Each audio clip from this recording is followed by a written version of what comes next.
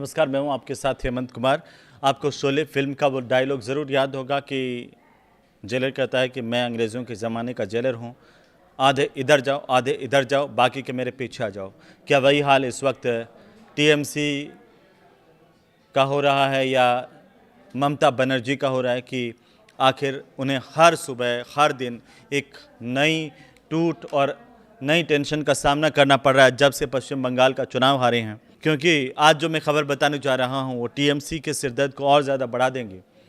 वो इसलिए क्योंकि टीएमसी के जो राज्यसभा सांसद हैं प्रकाश चिक, बराइक और कोयल मल्लिक, उन्होंने राज्यसभा की सदस्यता से अब इस्तीफ़ा दे दिया है।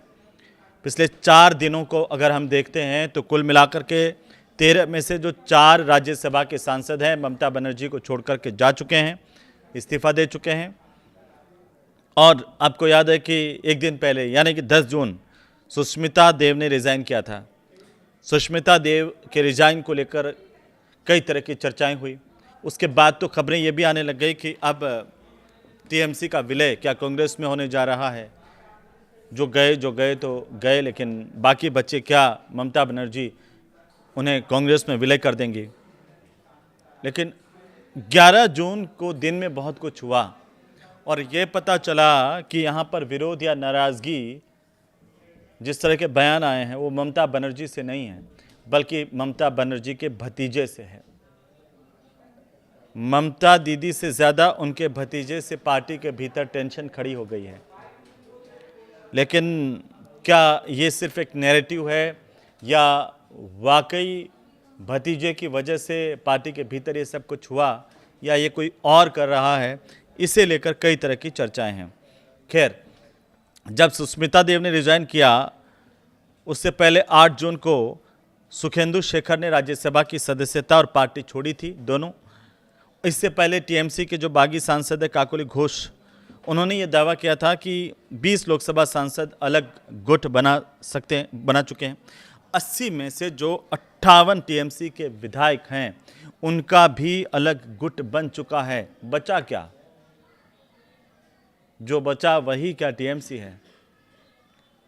और इन सब के बीच ममता बनर्जी के जो सबसे करीबी सांसद माने जाते रहे कल्याण बनर्जी, जब उनकी नाराजगी सामने आई तो लगा कि अब कुछ बचा ही नहीं है, क्योंकि कल्याण बनर्जी की वजह टीएमसी का फर्जी साइन केस है कि कल्याण बनर्जी उससे नाराज़ हैं।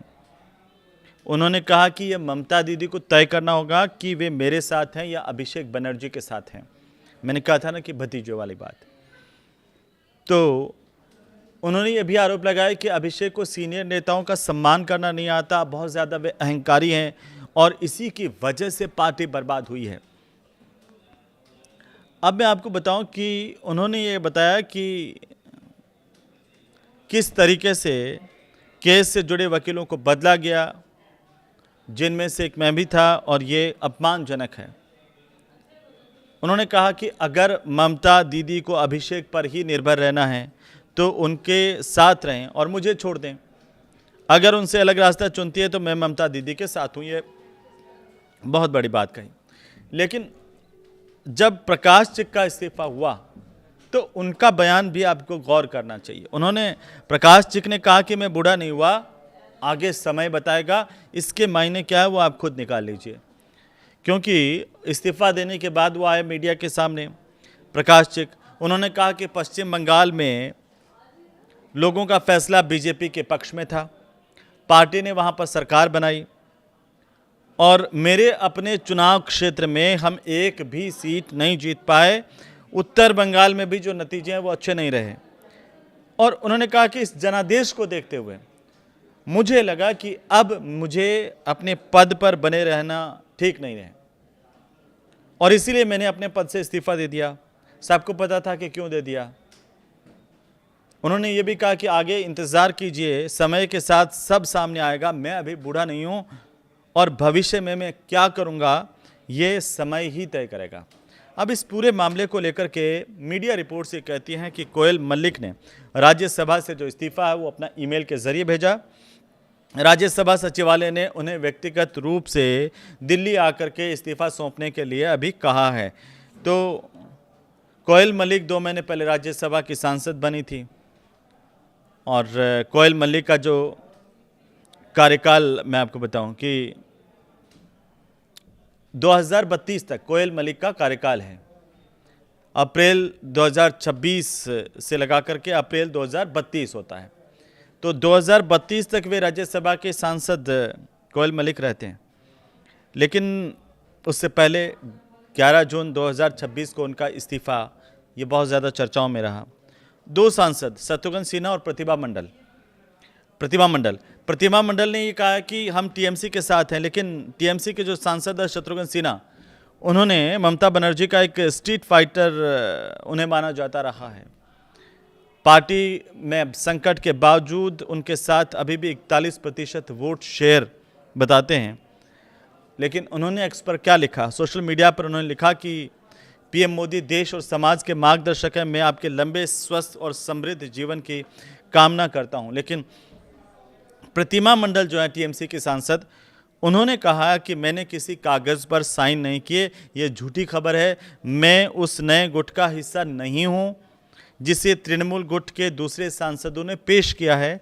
मुझे नहीं पता कि वे मेरा नाम क्यों ले रहे हैं। इससे कुछ उम्मीद टीएमसी के भीतर बंधने वाली थी या बंधी थी कि हो सकता है कि ज़्यादा लोग नहीं जाएं, कुछ लोग टूट जाएं, लेकिन उस बीच कल लिस्ट आ गई थी कौन कौन बागी हैं। और अब आइए सौगत रॉय के बयान को लेकर के। जो सांसद है सौगत रॉय, उन्होंने कांग्रेस और टीएमसी का साथ काम करना ज़रूरी बताया और कहा कि मैं इतना कह सकता हूं कि विलय होगा या गठबंधन होगा ये आगे देखा जाएगा। तो कयास अब इस बात को लेकर के है कि गठबंधन की संभावनाएं कम है, विलय की संभावनाएं ज़्यादा हैं। जो राजनीति के जानकार हैं वो ये मान करके चल रहे हैं, लेकिन चूंकि काकोली घोष जो टीएमसी की बागी सांसद हैं, उन्होंने कहा कि अब तक 20 सांसद हमारे साथ हैं, आगे और ज़्यादा बढ़ सकते हैं। लोग सिर्फ अभिषेक बनर्जी की बात क्यों करते हैं? जब निचले स्तर के नेता काम कराने के बदले पैसे मांगते थे तब ममता कहाँ थी? ये एक बड़ा आरोप उन्होंने दीदी पर लगाया। अब बागियों की लिस्ट में रिजू दत्ता का नाम भी है। तो रिजू दत्ता ने क्या कहा? उन्होंने कहा कि युवराज का अब चक्की पीसने का वक्त आ गया, उनके इस बयान से मायने निकाले जा सकते हैं। और ये भी कहा कि वो ऐसा व्यक्ति है जो काउंसलर बनने के लायक भी नहीं था, लेकिन ममता बनर्जी ने धृतराष्ट्र की तरह से आंखों पर पट्टी बांध करके उसे राजनीति में स्थापित कर दिया। अभिषेक ने सालों तक पार्टी के सांसदों, विधायकों, नेताओं का अपमान किया। मेरे जैसे प्रवक्ताओं को गुलाम समझा गया। एक अकेले व्यक्ति ने पार्टी को बर्बाद कर दिया। ये रिजू दत्ता का बयान है, जिससे ऐसा लग रहा है कि ये पूरी की पूरी जो स्क्रिप्ट है या टीएमसी के अंदर जो टूट फूट हो रही है उसकी जिम्मेदारी या उसकी वजह आप कहें तो अभिषेक बनर्जी है, ममता बनर्जी के भतीजे, जिन्हें लेकर पार्टी में पहले भी सवाल उठते रहे हैं। एक बार फिर से वे अपनी ही पार्टी के नेताओं के निशाने पर है और पूरी टीएमसी तहस नहस होती हुई नजर आ रही है। अब आप देखिए कांग्रेस पार्टी ने इस पर क्या कहा है, क्योंकि विलय की दिन भर अटकलें चलती रहीं और ये उस वक्त ज़्यादा बढ़ती चली गई जब सोनिया गांधी से ममता बनर्जी की मुलाकात, कांग्रेस के नेताओं से अभिषेक बनर्जी की मुलाकात, और इसके बाद कांग्रेस क्या कर रही है। कांग्रेस की तरफ से केसी वेणुगोपाल जो कि महासचिव है कांग्रेस पार्टी के, उन्होंने कांग्रेस और टीएमसी के विलय की खबरों को हालांकि खारिज किया है अभी, और उन्होंने ये कहा कि ये पूरी तरह से एक बेबुनियाद अफवाह मात्र है। केसी वेणुगोपाल ने कहा कि ममता और अभिषेक ने सोनिया गांधी, राहुल गांधी से मुलाकात की थी, लेकिन ये एक सामान्य राजनीतिक मीटिंग थी। टीएमसी इंडिया ब्लॉक का हिस्सा है। कांग्रेस और टीएमसी के विलय को लेकर चल रही चर्चाओं में किसी तरह की कोई सच्चाई नहीं है। ये केसी वेणुगोपाल जो कांग्रेस पार्टी के महासचिव हैं वे कह रहे हैं। लेकिन अब इस पर सबकी नज़रें हैं, निगाहें हैं कि क्या वाकई ऐसा होने जा रहा है, और अगर होगा तो ये कब तक होगा? क्या इसका आधिकारिक ऐलान होगा या नहीं, या फिर कुछ और रास्ते टीएमसी के सामने बचते हैं जिन पर टीएमसी चलेगी? क्या टीएमसी इन आंधियों में खुद के दिए को जलाए रखने में कामयाब रहेगी, या फिर वो उस टीएमसी के दिए की लौ जो है वो इन आंधियों के आगे फड़फड़ा करके बुझ जाएगी? ये सवाल आप पर छोड़ दे रहा हूँ। आप इसे लेकर क्या समझ रहे हैं, हमें ज़रूर बताइए कमेंट करके। ये वीडियो अच्छा लगे तो आप इसे लाइक कीजिए, शेयर कीजिए। नमस्कार।